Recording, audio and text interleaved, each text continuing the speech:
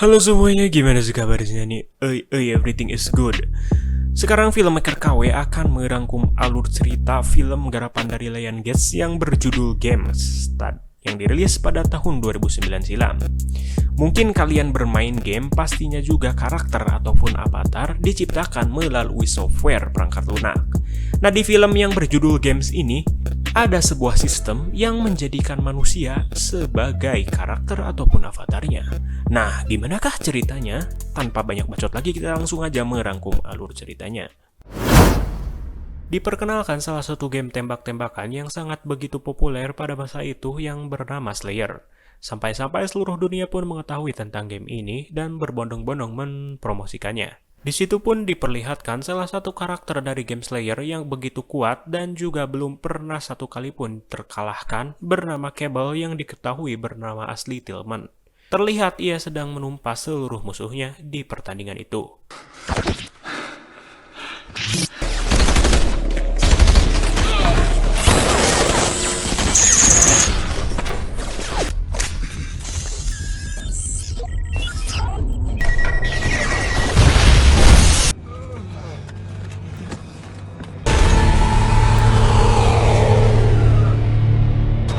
Dan kembali lagi, Cable menang. Setelah itu diperkenalkan pendiri dari Game Slayer bernama Ken Kestel terlihat sedang diwawancarai oleh seorang presenter bernama Gina Parker. Di talkshow itu pun kita bisa mengetahui bahwa sebelum Game Slayer rilis, Ken Kestel telah menciptakan game yang sama bernama Society. Kedua game ini memiliki kesamaan, yaitu menjadikan manusia sebagai karakter-karakter avatar yang ada di game tersebut. Di sini pun kita bisa tahu tentang spesifikasi Game Society. Game Society berbeda dengan Game Slayer, karena game ini seluruh karakter bisa melakukan hal-hal seperti manusia pada umumnya, bernapas, minum, makan, sampai-sampai ngebrai. Seperti GTA lah ya. Karena ciptaannya yang sangat jenius, hal itu pun yang membuat Ken Kestel menjadi orang paling kaya di dunia mengalahkan Bill Gates. Namun di talkshow itu, Ken Kestel tidak menceritakan tentang Society. Tapi ia sedang menceritakan tentang Game Slayer yang baru saja ia rilis 6 bulan yang lalu. Game Slayer berbeda tema dengan game sebelumnya, yaitu Society, karena game ini memperlihatkan aksi tembak-tembakan dan juga perang-perangan yang melibatkan antar karakter. Dan ada satu karakter yang belum pernah sekalipun dikalahkan bernama Cable yang diketahui dikendalikan oleh player bernama Simon Silverton. Namun beberapa bulan setelah dirilis, Game Slayer mendapat kecaman. Tak terlepas dari Ken Kestel yang menjadikan narapidana hukuman berat sebagai karakternya. Dan dinilai itu melanggar hak asasi manusia. Ken pun berdalih bahwa ia memiliki izin dari pemerintah Amerika dan juga seluruh tindakan yang ia lakukan merupakan bentuk hukuman bagi narapidana mati. Bukan itu saja, ia pun memberikan seluruh pendapatan dari game itu kepada penjara-penjara. Di situ pun Gina menanyakan alasan Ken Kestel bisa menjadikan manusia sebagai karakter game. Ken pun memperkenalkan sebuah sistem yang ia buat yang diketahui bernama sistem Nanex. Sistem Nanex disimpan di dalam otak manusia yang dijadikan karakter di Game Society ataupun Slayer. Dan bisa dikontrol oleh player dari jarak jauh ataupun jarak dekat. Kita pun bisa mengetahui kan betapa hebatnya Ken Kestel membuat sistem Nanex ini. Setelah talkshow itu, tiba-tiba ada seorang hacker, kita panggil aja Ice, yang merupakan anggota Humanids, yaitu organisasi sekelompok peretas. Dan Ice pun di situ mengatakan kata-kata nada ancaman kepada Ken Kestel. King Castle wants you to believe that you are living in a better, safer world. We will all be his dog if we allow this evolution to continue. Kita pun bisa mengambil kesimpulan bahwa Humanids merupakan organisasi yang ingin menghapuskan sistem yang Ken Kestel buat di dalam Game Society ataupun Slayer. Singkat cerita, kembali lagi kepada tokoh utama yaitu Cable. Ketika ia sedang melamun di penjara, tiba-tiba ada seorang wanita misterius memberikan foto anak beserta istrinya. Dan wanita itu pun menyuntikkan sebuah jarum ke tangan Cable, kemudian wanita itu pergi dari penjara itu. Siapakah dia? Makanya tonton sampai akhir. Scene pun berpindah, terlihat istri Cable bernama Angie, sepertinya ia memiliki kehimpitan ekonomi dan memutuskan untuk bekerja di Society sebagai karakter game. Angie dikendalikan oleh seorang lelaki cabul obesitas dan menjadikannya sebagai wanita pengecrot. Ketika sedang sange-sangenya, tiba-tiba member Humanids yaitu Ice kembali lagi meretas sistem Society. Dan Ice pun sepertinya sangat serius untuk menggulingkan sistem yang Ken Kestel buat itu. Dan kembali lagi, Ice memberikan nada ancaman kepada Ken Kestel. Akibat hal itu, Humanities pun menjadi pembicaraan selepas Ice meretas sistem Society. Sebaliknya dengan Developer Society, yaitu Ken Castle yang mengalami kerugian atas pertasan itu. Kembali lagi kepada Cable, terlihat ia kembali lagi beraksi di pertandingan Game Slayer.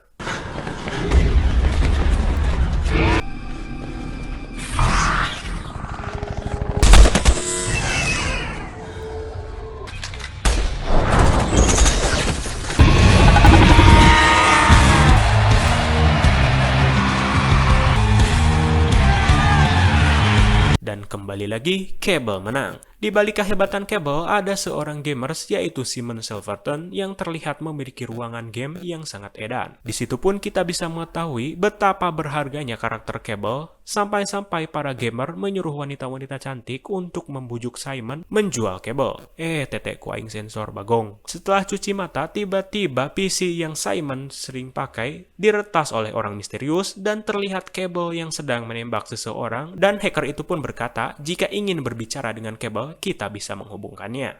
Siapakah dia? Makanya tonton sampai akhir. Sedangkan Cable sepertinya mendapatkan saingan kuat di Slayer yang diketahui bernama Hickman.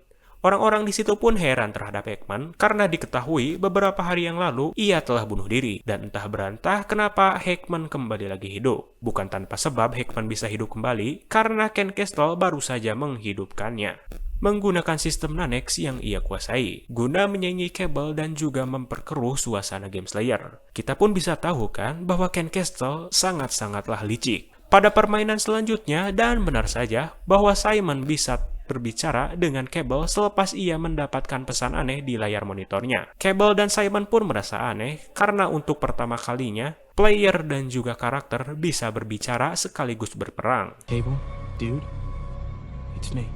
It's me. Gamers can't talk to cons. Fucking unbelievable. This is amazing. Pay attention to the fucking game. We're together. What an epic run.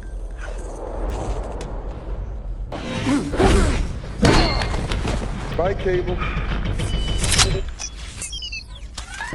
Dan di pertemuan kali ini juga, Hickman langsung menunjukkan taringnya dan hampir saja menembak kepala Cable. Karena ada saingan yang begitu kuat dari Hickman, Cable pun membuat kesepakatan dengan Simon bahwa pertandingan selanjutnya Simon tidak akan lagi mengendalikannya. Secara tidak langsung, Cable bermain dengan tangannya sendiri. Setelah perang yang begitu edan, di situ pun terungkap bahwa Simon dengan Cable bisa berbicara adalah ulah pertas Humanities yaitu Ice. Alasan Ice melakukan pertasan itu karena kembali lagi visi misi yang ia lakukan untuk menghancurkan sistem Ken Castle. Dan Ice pun memohon kepada Simon untuk bekerja sama demi melindungi dunia game yang lebih fair dan juga humanity. Mendengar hal itu, Simon pun menyetujui ajakan dari Ice. Di sisi lain, wanita misterius kembali lagi menemui Cable di penjara. Dan wanita itu mengetahui statusnya bahwa ia tidak lagi dikendalikan oleh Simon. Wanita itu mendukung Cable untuk melarikan diri dari sistem Slayer. Untuk melancarkan aksinya, Cable pun meminta wanita itu membawakannya minuman alkohol. Dan ketika pertandingan selanjutnya, Cable pun meminum alkohol itu yang membuat ia linglung dan juga mobilitasnya menjadi kurang. You want to control? You got it. What's the matter with you, Cable? Kill something. You don't pull your balls together, man. Bukan tanpa sebab, ternyata alasan Cable meminum alkohol untuk mengisi bahan bakar mobil dan kabur dari sistem Slayer. Dan betapa alhamdulillahnya sekali, Cable pun berhasil melarikan diri dari sistem itu. Beda halnya dengan status karakternya yang ada di Slayer, Cable sudah mati akibat kabur dari sistemnya. Ketika sudah kabur dari Game Slayer, Cable pun bertemu dengan wanita misterius yang sering mengunjunginya di penjara yang diketahui bernama Trace, merupakan salah satu anggota Humanities. Dan Cable pun langsung diajak bertemu dengan Ice, salah satu peretas Humanities yang sering menampakkan diri di publik. Dan terlihat juga salah satu anggota Humanities yang lainnya. Alasan Ice dan kawan-kawan menjadikan Cable sebagai bentuk perlawanan kepada Ken Castle karena ia merupakan karakter yang paling kuat dan juga terkenal. Dan Ice pun mengungkapkan bahwa sistem yang Castle buat telah merugikan banyak sekali orang. Dan yang paling penting, Castle telah memperbudak orang-orang yang tertipu dengan sistemnya. Ice pun mengajak Cable untuk bersama-sama melakukan revolusi ini. Pada awalnya, Cable menolak ajakan Ice, namun ketika Cable diberitahu bahwa istrinya yaitu Angie yang sekarang menjadi karakter di Game Society. Mendengar hal itu, lantas Cable pun langsung menghampiri Angie di Game Society yang terlihat sedang dikendalikan oleh player cabur obesitas sebagai wanita pengecerot. Tiba-tiba Cable datang dan langsung memblok Angie. Karena Angie dikendalikan, ia pun tidak mengenali Cable dan hanya berbicara melalui player cabul obesitas yang mengendalikannya. Tanpa ia sadari, ternyata Castle telah menurunkan karakter kuat yaitu Hackman yang mendatanginya di Society. Anybody in there?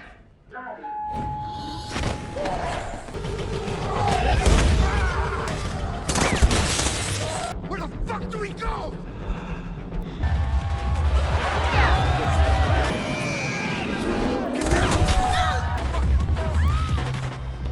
Ketika Cable sudah terpojok, tiba-tiba presenter yaitu Gina Parker membawanya kabur ke sebuah mobil.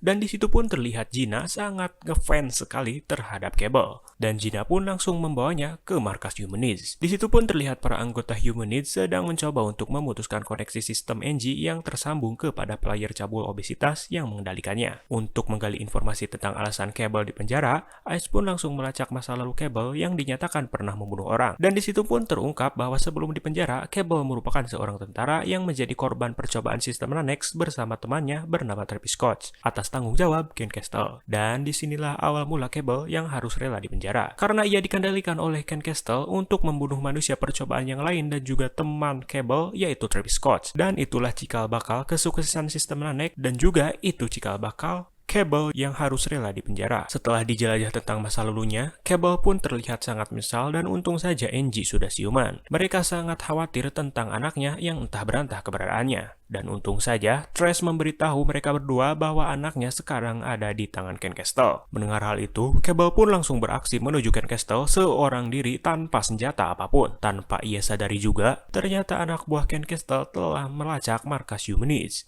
Dan untung saja, Gina Parker melihat hal itu. Ketika Cable masuk ke dalam rumah Castle, ia melihat anaknya yang ternyata itu hanyalah monitor. Namun Cable tidak mudah menyerah saja, sampailah ia dihadang oleh Ken Castle beserta karakter-karakter yang ia kendalikan.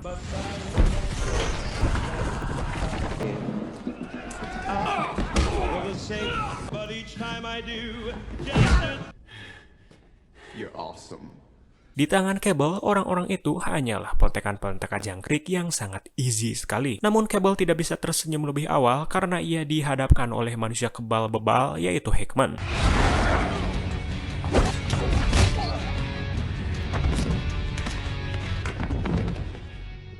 Setelah mengalahkan Hackman dan hendak menyerang Castle, tiba-tiba tangannya terlihat kaku dan sepertinya Cable dikendalikan. Including the ones in your head, Cable. And you do it. We're talking every Slayer, everyone in society. Very nice castle. So you got an army of psychotics and... See, nanocells are real small. 100 million people who buy what I want them to buy. In 6 months' time, I could have 100 million people. Much damn well anything I figure they ought to do. Dan benar saja bahwa sistem Nanex yang ada di kepala Cable masih menempel. Dan hal itu pun yang membuat ia bisa dikendalikan. Kita pun bisa tahu kan keburukan Castle yang menjadikan seluruh sistem Nanex yang ada di karakter Society ataupun Slayer sebagai bonekanya. Bukan itu saja, di situ pun Cable mendapatkan cobaan lagi karena ia dihadapkan dengan anaknya beserta Angie dan kembali lagi Ken Castle mengendalikannya. Dan untung saja nasib Cable selamat setelah Nanex yang ada di otaknya tersambung kepada Simon Silverton. Tanpa ia sadari juga, ternyata presenter yaitu Gina Parker bersama Humanids yaitu Trash telah mengaktifkan siaran dan membuat seluruh dunia melihat mereka berdua dan mengetahui keburukan dari Ken Castle. Setelah mengalahkan Ken Castle, Cable pun langsung menyuruh anak buah Castle mematikan seluruh sistem Nanex yang tersambung di Society ataupun Slayer. Dan pada akhirnya, Cable aka Tillman bisa kembali lagi bersama keluarganya. Film pun berakhir. Film yang sangat-sangat seru sekali dan ini ceritanya benar-benar futuristik sekali ya. Cuman banyak sekali editing scene yang memang kurang-kurang pas gitu loh ya. Terima kasih sudah menonton video kali ini. Jangan lupa juga subscribe juga. See you next time.